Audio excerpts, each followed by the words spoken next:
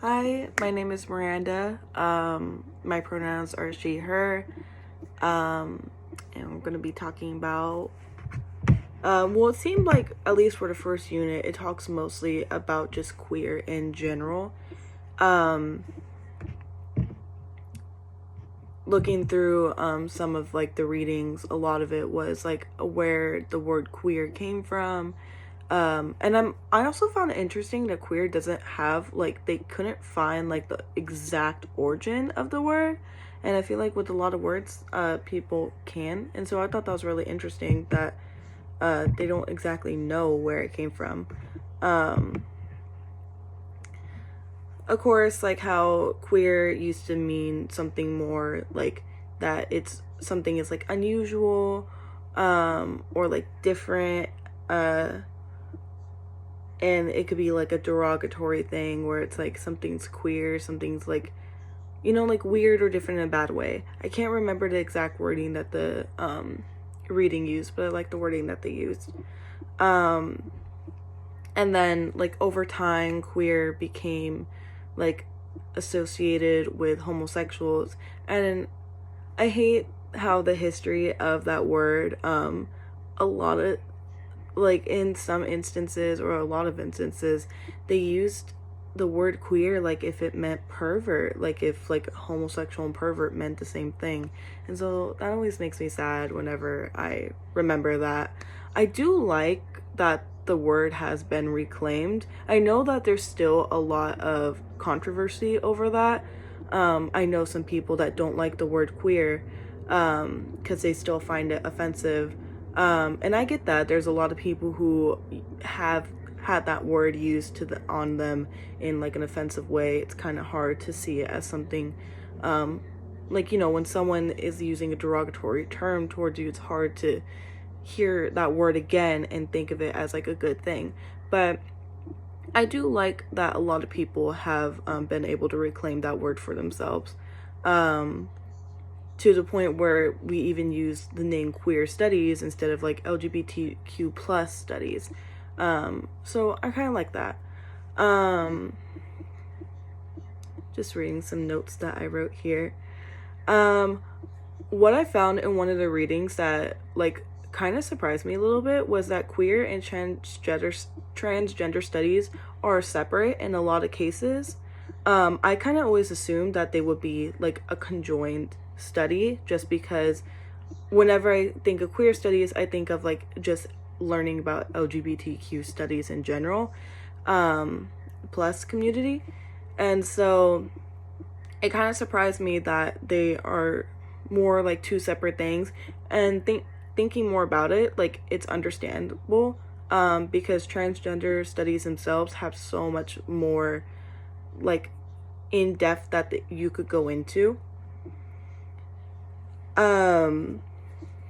And like how in the reading it says that the community even suffers like more disproportionately, and I agree with that. Like I especially like now, I feel like I always hear stories on the news of, or like on social media, of like a transgender person getting targeted or attacked. And it seems like if it's happening like more often, or maybe that's just the news sources that I'm getting more exposed to. But it's very sad.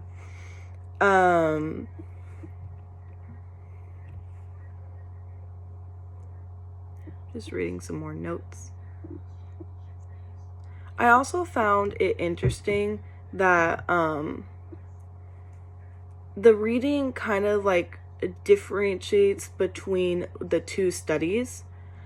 Like one of them, I remember they said that like transgender studies focuses a little bit more on the sciences, and the quote that like I found that showed that was, while queer studies continues to resist social science methodologies in favor of a more humanistic version of interdisciplinary or cultural studies, trans studies has a stronger ties to legal studies, transnational analysis, the history of medicine, architecture and design, ethnography, and political economy. And I thought that was really interesting that the two studies are, those are two very different like ways of studying something. and like with history, medicine, architecture, and design. Like I just found that it was really interesting that the two like are studied in such a different way. And I wonder if like those like in-depth studies could be like, mixed, not mixed together, but like if we could also study like just queer studies in general as in depth as like transgender studies are being studied, or at least as the reading put it, like the ways that they're being studied. I don't really know much about transgender studies, so I don't know how in depth the field is yet. So yeah, and that was one of the readings. And one of the other readings, that reading that I referred to, that was the Love Queer article, and then this one is the Somerville queer article. I found it interesting that they said that queer also used to be used for like, or is still used as like to refer to like race also. And they specifically said mixed race people. I found that interesting because I've never heard of that, and they also said it for class relations. And I thought it was kind of funny that they also, like, people use it for class relations, but, like, the reading said that some use the word queer to refer to, like, lower class, and then some use it to, like, talk more about, like, a middle class. And so it's weird that, like, depending on the area or person, I guess, queer can mean something different class-wise. So yeah, I just never considered queer being used for like anything other than like either meaning some like umbrella term for like a gay community, or just like the textbook definition, I guess, of like strange or like off in some way.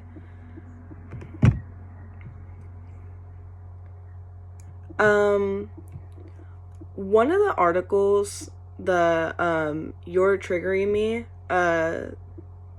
You Are Triggering Me, the neoliberal rhetoric of harm, danger, and trauma. I gotta say that I liked the follow-up article. I feel like the first one, he just didn't really put it delicately.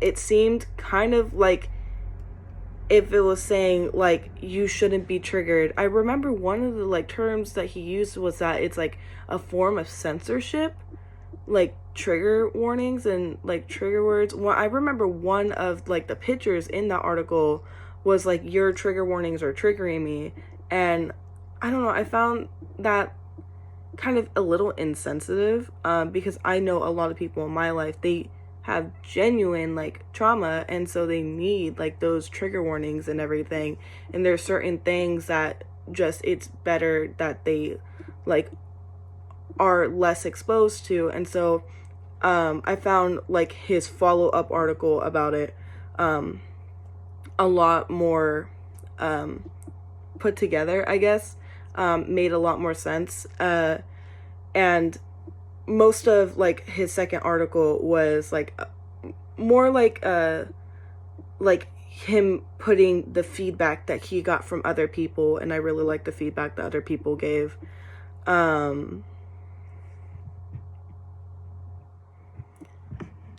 Like one person said, trying to find the quote,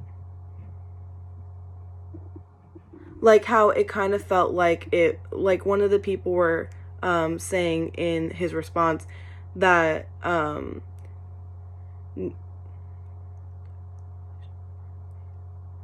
it says neoliberals also counsels us to suck it up in relation to harm and pain that we may feel. I thought, because that, at least to me, that's kind of what it sounded like if he was saying in the first one.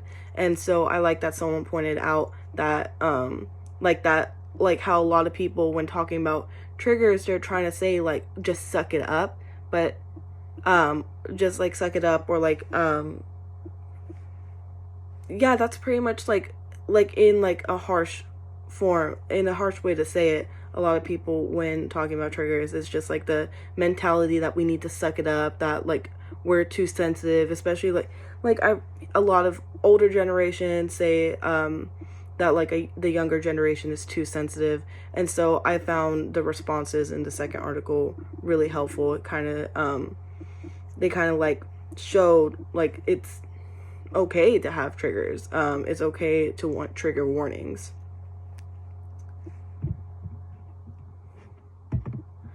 And then in the second unit, talking about like neoliberalism, when I first was looking at like the readings and the podcast and the videos, I didn't really understand a lot of it. I'm also just very bad at economics.